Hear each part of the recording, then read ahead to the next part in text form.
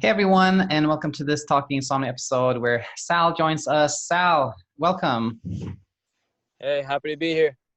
All right. So I think we connected, I think pretty recently you left a comment on the YouTube channel and I think you sent an email then about like us maybe talking a little bit more. So just go ahead and tell us like what's been happening and then we'll go from there. So it first started all when 4 weeks ago, I had a panic attack in my bed for some reason. I think I had a lot of stress going on because I got a new I don't want to make this too long, this part. I got a new puppy, I was waking up every 3 hours randomly, checking up on him. And, I had so much stress from work and the puppy that I think I have a history of panic attacks. So, uh, at bed one day, I just woke up with a panic attack. And ever since, I've lost my sleep drive. I haven't been sleeping since, and it's been 4 weeks. Mm, got it. And before that, let's say like 6 weeks ago or 8 weeks ago, you were sleeping pretty good? Yeah, perfect because I go to sleep at 10. Let's say it takes 20 minutes. I wake up at 4, no problem. I never had a problem with sleep. I see. And you wake up, I'm guessing it's like for work, you wake up pretty early at 4 or? Yes, for construction, Monday through Saturday, most of the time. All right. Okay, well, so that happened 4 weeks ago, and then like you had this kind of panic attack. You slept very little. And by the way, was that the first time you had a panic attack at night? Yeah, I almost never really had well, now I do. Now I still do ever since, but I had never really had a problem with sleep or panic attacks at night, nothing. And it just came. Got it. And then over the past 4 weeks, what's happening? Are you like you go to bed about the same time, or that's changed, or what's going on? Yes, every night because I've been doing like a bunch of research, which is good and bad, and I'll tell you more in a sec about that. Yeah, yeah, yeah. Uh, I've been going to 10. I close my eyes, and next thing you know, it's maybe 12, and I open my eyes like it's nothing, and I'm like, did I sleep? Why did it go by so quick? And then boom, it's 4 again, and the same thing happens. So I'm not sleeping. I feel tired. My eyes hurt, my head hurts, my back hurts, my shoulder hurts, and it's horrible. I feel like a walking zombie. And I've been doing a lot of research, and I traumatized myself thinking that I had fatal insomnia, sleep apnea, or even SFI too. And it's been horrible. All right. So, and did it okay? So you had this night 4 weeks ago, and then was it kind of like the very next day you started like thinking about sleep or that or worrying about it, or that came a little bit later? Yeah, no, that same night I noticed that I started hearing really loud, and now that had never happened to me. And I started panicking even more. And the whole night I tried to sleep, and I just couldn't sleep. But that night, that was the night that I was googling stuff, and then I couldn't sleep. I couldn't sleep for 2 days, and I went to the emergency room, and that's when they told me it was a lot of stress. They gave me hydroxyzine, which only worked for one night, and then it just gave me other problems, so I stopped using it. And yeah. I hear. And uh, uh, yeah, I got. You have to ask you this question because I just it just came to me. Like, were you? There was somebody who left a comment on the channel who said they No. actually, huh? Uh huh. Wait, go. I'm sorry. Go on. Oh no, wait, no. There was somebody who left a comment saying like they got a puppy and it actually helped initially, but then it kind of stopped helping them. But that was that you? No, that wasn't me. That Oh must have been yeah, someone it else. didn't fit, but I just couldn't get that puppy thing out of my mind, so I had to ask you. But okay, so we talked about that, and so a typical. So right now, you go to bed around 10, close your eyes, and then you kind of open your eyes again, and then it's like 12, but you sense that you haven't slept at all. Is that fair to say? Yes, that's exactly what happens. Exactly. And by the way, do you is anybody like sleeping near where you sleep?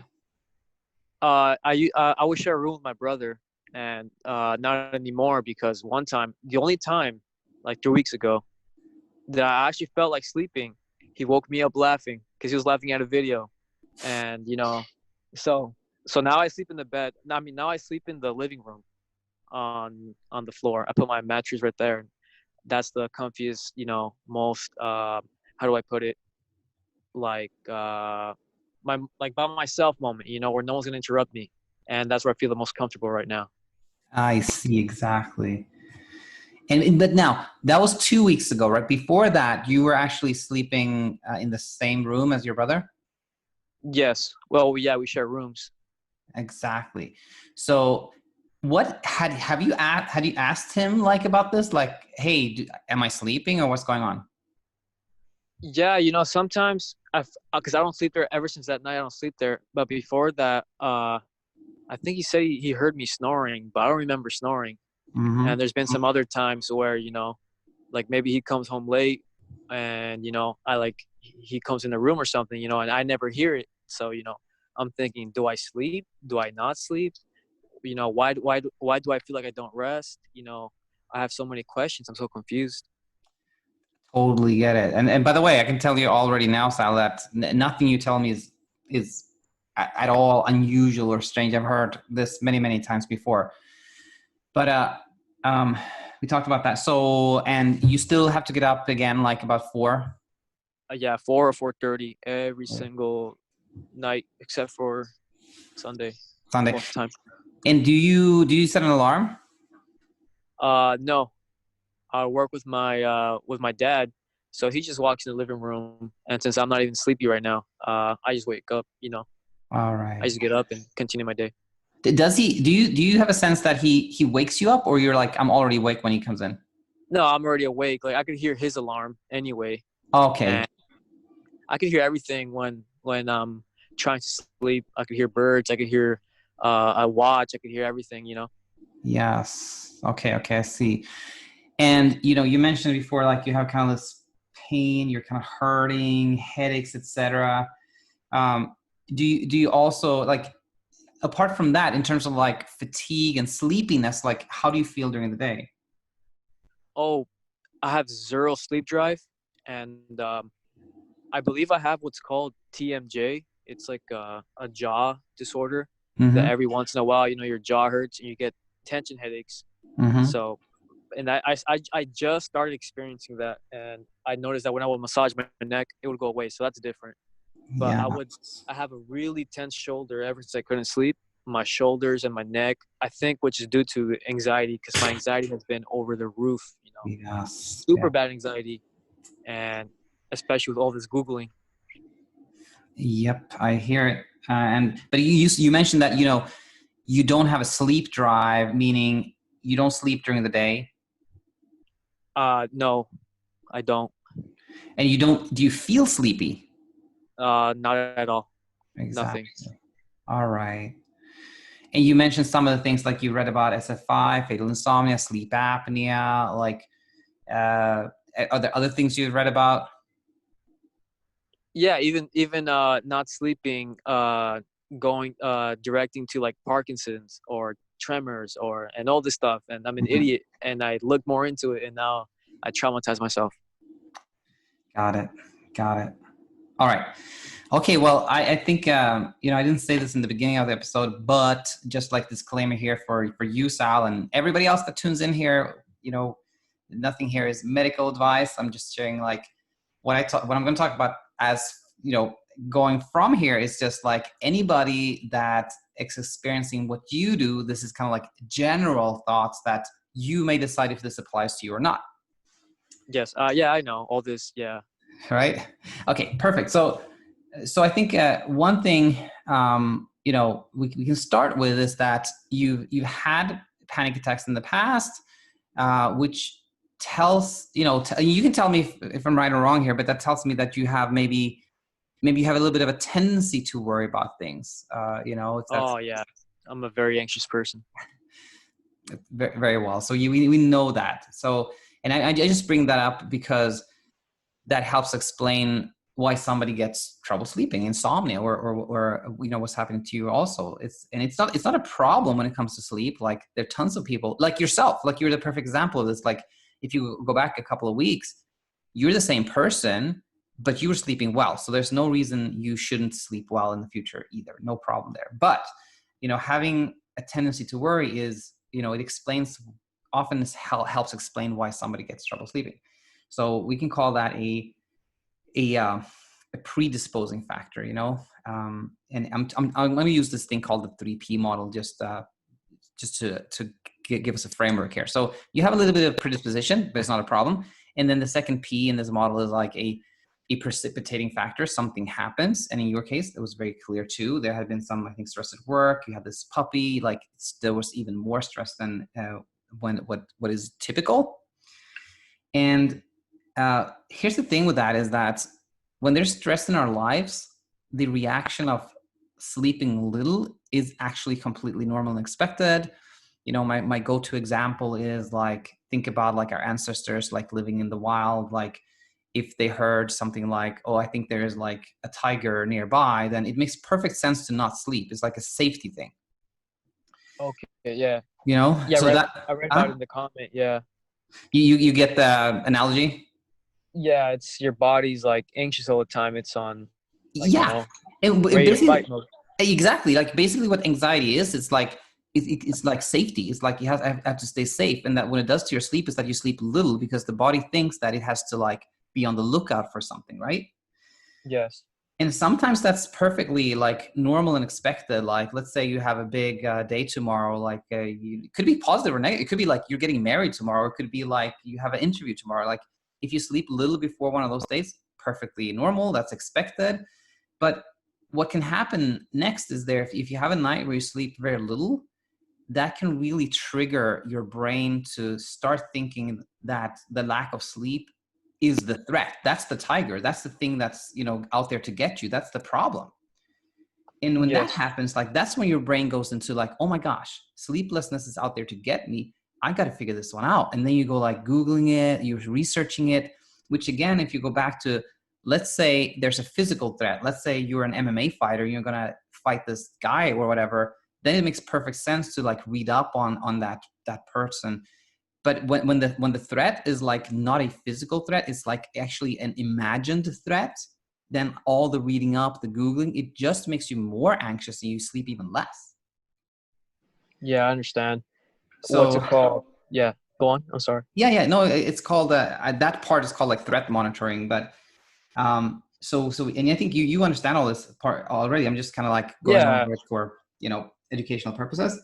Now, here's the thing that, did you ever in your reading come across something called paradoxical insomnia? Yes. Okay, cool. So you've heard about that. What did you read or find?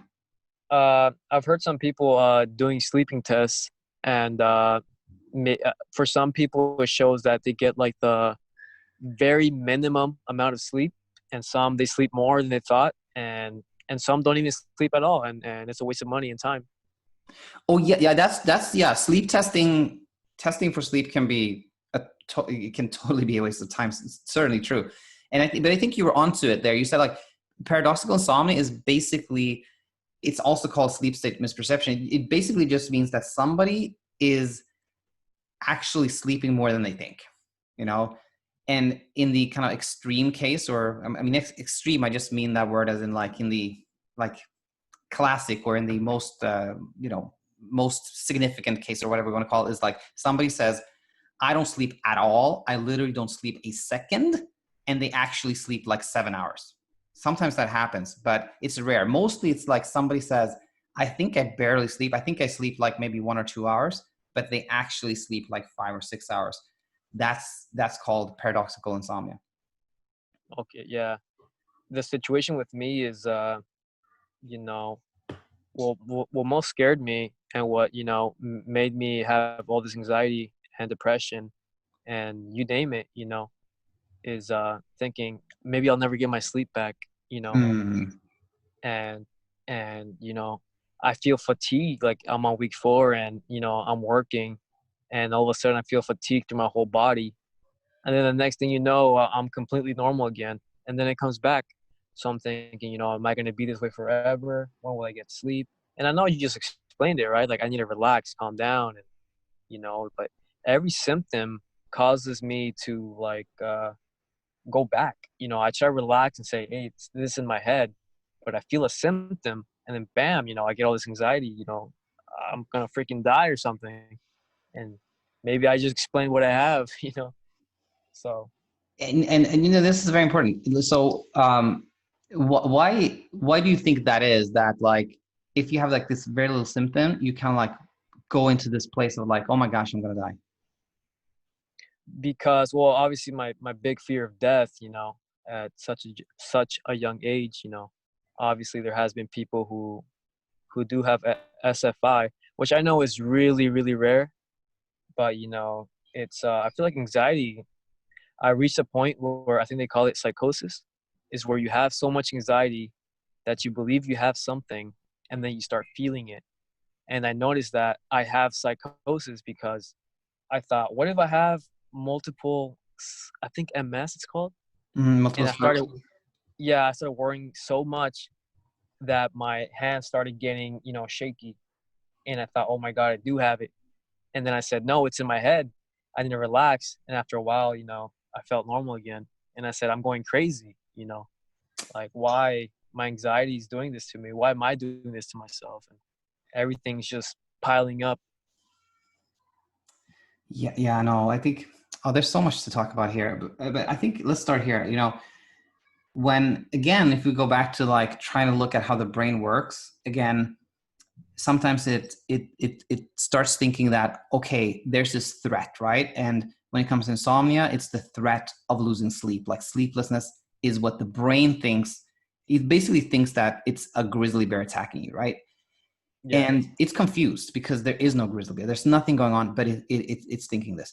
And then whenever there's something that kind of reminds you of like how little you sleep, that triggers that again. It triggers the brain to think about the fear, the grizzly bear, and then you go like, oh my gosh, you get super anxious, right? And then maybe you get distracted. You don't think about it. You're less anxious, and then you have any type of symptom just triggers that fear response again. That thing. So I think just in understanding this and knowing it's there's no real fear. It's a perceived threat.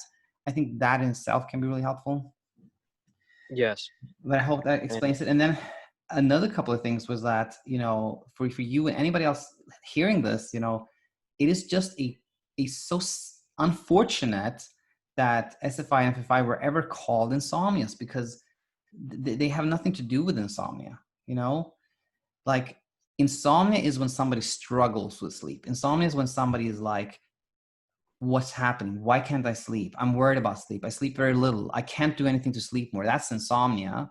When you read about these kind of like disorders like Parkinson's, like Alzheimer's, like mad cow disease, it's not like somebody struggles with sleep. It's just that outsiders, people that don't have it, observe that kind of like their sleep and wake is kind of off, but the person having it is not the one like noticing this at all. So it's just a complete confusion, that one. yeah, what's it called? I heard I think I forgot how I found her. I think she left a comment on Oh, one of the Leah, maybe? videos. Yeah. I Vegan I, ASMR, huh? I think it was, I think her name was Rachel. I don't know if you remember her. Oh, yeah. I think she had my problem, and I remember. Well, hopefully this doesn't get copyrighted or something, you know. But I doubt she'll do it. But you know, um, I saw that she had my problem, where she even uploaded a video where she said, you know, basically what I have too, you know, that she hasn't slept in 2 months. The sleep study did nothing. She couldn't sleep, and that she thought she was gonna, you know, not have much time in this world, which is what I thought. You know, when I still kind of, you know, there's that thing behind my head that tells me, you know, what if you don't have that much time either? And I saw that now she is sleeping, but she's taking like 700 grams of, I mean, mg of theanine and all this stuff. And I'm thinking, you know, is this a solution for me too? Or I haven't seen any of the negative effects. And I wanted to ask you a question on, you know, for example, my doctor's telling me to go on Zoloft, you know, and I don't know if you, because I know you're not a doctor and you're not going to tell me, oh, do this, do that. But, you know, like, I wanted to ask you what you think, you know, do you think Zoloft will help someone maybe in my situation, or, you Yeah. know? I can only say this, that for for someone, anyone, you or anybody else that has like insomnia, like, I struggle with sleep and I can't sleep.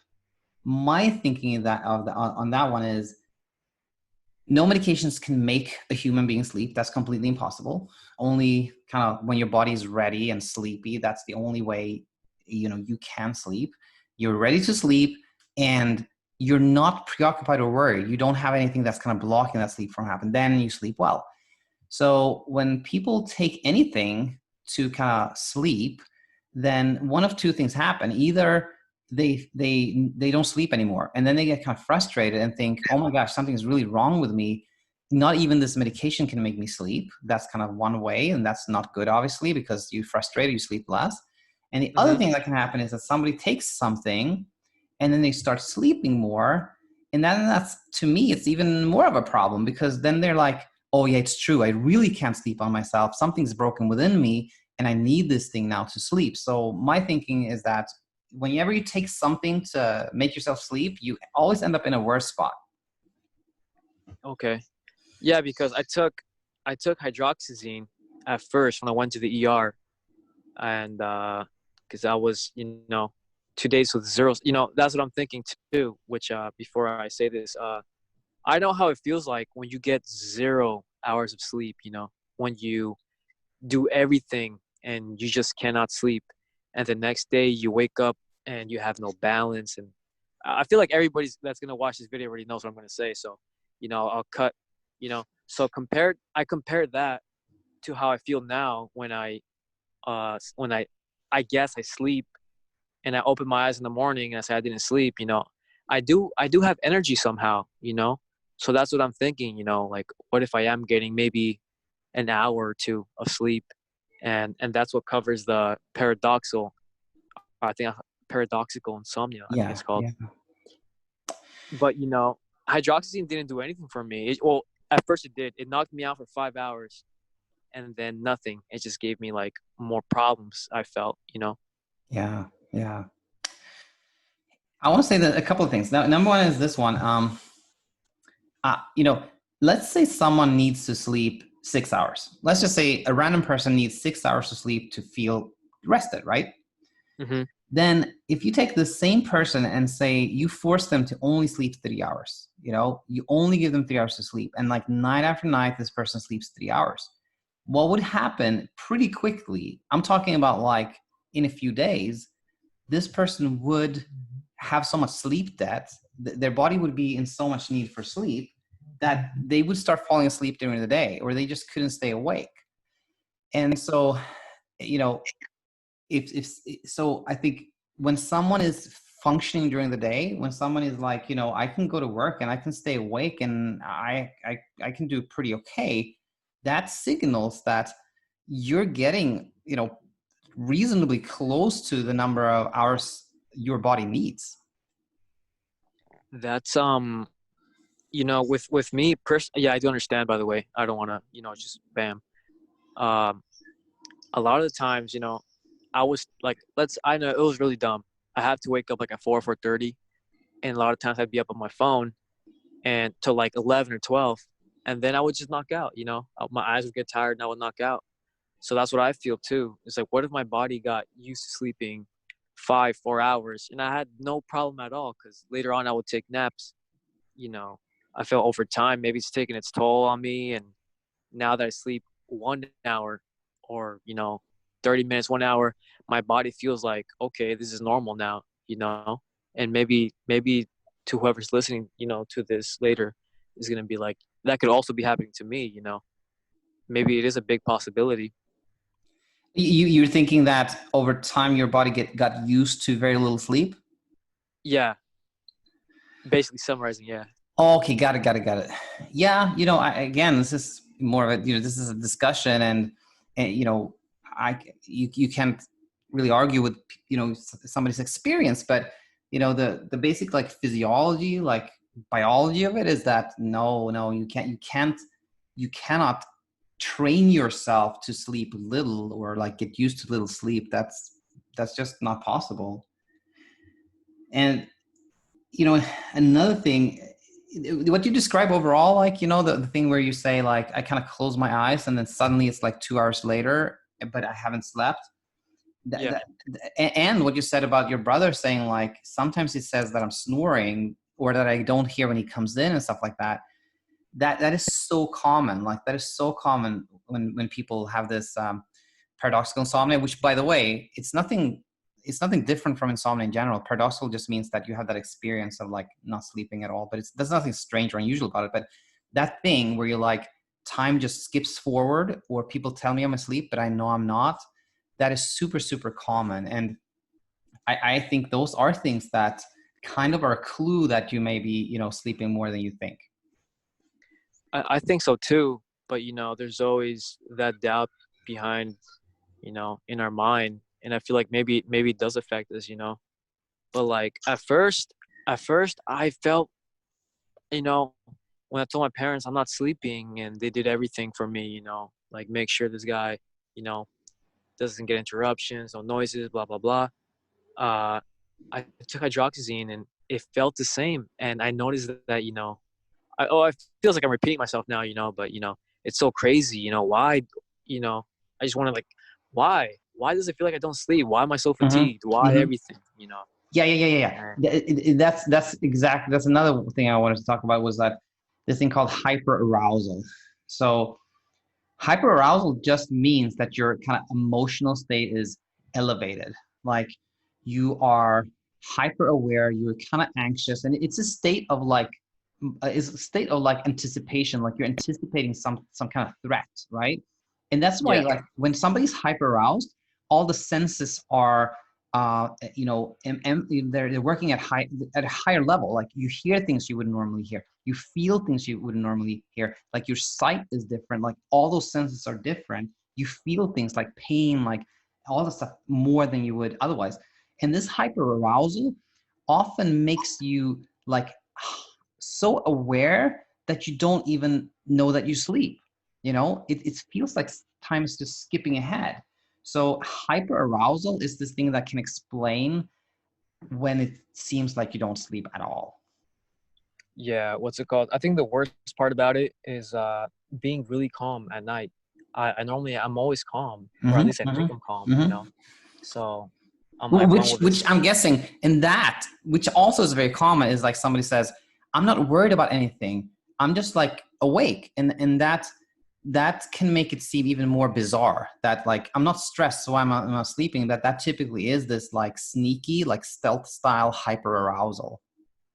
Okay. Well, yeah, it could make sense because, like, how could someone lose the ability to sleep? Like, just sleep, bro. Like, so, Yeah, you you cannot. know, That's impossible. Like you can't lose the ability to sleep, but you can lose the confidence in your sleep, or you can lose the perception of sleep. Like you can have a completely different sleep experience. Those things are common, but you cannot lose the ability to sleep. That's just impossible. And there was another thing okay. I want to comment on too, which was like, when people start being a little bit worried about their sleep and etc., things that people often do is like they start to kind of protect their sleep. And like in your case, when your brother woke you up that time, you started sleeping like in a living room, which seems like a sensible thing to do because you kind of want to guard your sleep and protect it. But those type of things actually like reinforce what the brain is thinking. They reinforce that, okay, sleep is a problem, sleep is a threat, or sleeplessness is a threat. And so those type of things also kind of keep the thing going. Yeah. What's it called? I know, like you said before, it's a warning. You're not a doctor. You're not here to medicate or treat. But I wanted to ask you too, what do you think, I know, what do you think is the most healthy, let's say worst case scenario, I can't sleep, or I still, even knowing all this information, I can't sleep next month, and my body's fatigued. Doctors just want to recommend me medicine. Do you recommend maybe, I don't know, I just try to do something that's going to make me sleep, or maybe even thinking this is not going to make me sleep. I don't even know anymore. Yeah, no, I totally get it. I want to say this: whenever you're concerned about your health, talk to your doctor. You know that one. But Yeah. in terms of, again, sleep is like, just thinking about like, okay, check this out. Somebody who sleeps really well, they sleep well because they're not thinking about sleep. They're not trying to sleep at all, right? And then Yes. when you have trouble sleeping, it's almost impossible to do that because of course you want to sleep. You want to do things to make yourself sleep. You want to get that sleep back. But the thing is, that's the reason you can't sleep. It's because you want to sleep. It is because you're trying to sleep that you can't sleep. So anything you do with that intent is going to make it worse. So it's super hard, but the whole key to not having insomnia is like letting go, being like, all right, well, I'm still doing fine during the day. I still have this energy. So it's okay if I don't sleep that much. I'm still doing okay. And when you start that process of kind of letting go, then you're like, oh, I slept a little bit better. Then you're like, oh, I can let go even more. Oh, I slept better. Oh, that's how you get to a place of sleeping really well. Okay, okay. So not caring, not just bang, I'm just gonna go to sleep, forget it. That's probably the best, right? It's like it's kind of like what's it called? Reverse psychology. Yeah, kind of reverse psychology. It's instead of like, but I would say like instead of like, oh, I'm just gonna go to sleep. It's kind of like, okay, it's 10 o'clock. I'm still gonna watch some Netflix or play a video game or have some fun. And when I feel sleepy, then I'll go to bed. And if I sleep, great. If I don't sleep that much, I'll still be okay because I've been okay. And when you get to that point, oh, then that's when magic happens. That's when you start sleeping better. All right. What's it called? What was my next question? Oh yeah, CBTI. You know, Yep. I've heard good things and bad things. I've heard it actually helping out a lot of people and people getting cured, and I've also found that maybe it's not best for everybody. And I'm confused about it, and I've been thinking about it, and well, I don't know. Do you think? Because Yeah, in my situation, I'll definitely share my thoughts on that one. And I don't know why this is happening. I have to share with you, Sal, is that I only have like yeah. 3 minutes left, and it's like the Zoom here is telling me I have to upgrade, and I don't really know how to do that right now. So, but we have 3 minutes. So in that 3 minutes, I'll say this, that CBTI is basically this. It's just like learning about insomnia and maybe spending a little less time in bed. But in your case, you're going to bed about 10 and you're getting out like 4. It's not, you don't really need to change anything there. So I want to say for you, CBTI would really just be education, which is exactly what we're doing here. And, my channel is full of education. And by the way, you can always just ask me questions and I'll answer it on the channel, But that said, Oh, actually, okay. CBTI in general is great, but it's nothing but like education and a little bit habit change. Yeah. Damn. All right. Well, anything. I think we summarized everything about hyperinsomnia, hyperarousal. I mean, Yes, and hyperarousal. paradoxical insomnia, which is most likely my case because I feel like I would have fainted by now if I didn't sleep at all. Good point. Good point. And if you like, again, if you read up on paradoxical insomnia and hyperarousal, you browse my channel, I think you'll find all the answers, to be honest with you. Damn. Well, that makes me. Even since the day you commented that, I feel like it did help me out a little bit. But like I said again, with the symptoms, made me feel this, made me feel that. But this reassures me again, that I could sleep. It is possible that I'm going to sleep again. I slept before, and I still could sleep. Even though I feel like I can't. So I wanted to thank you again. For just reassuring me. Reassuring me. My bad. You got it, Sal. And I want to say, yep, let me know if you have follow-up questions. And I have less than a minute here. So thanks so much. And we'll talk soon. Okay. All right, man. Thanks so much, dude. Bye-bye. Take care.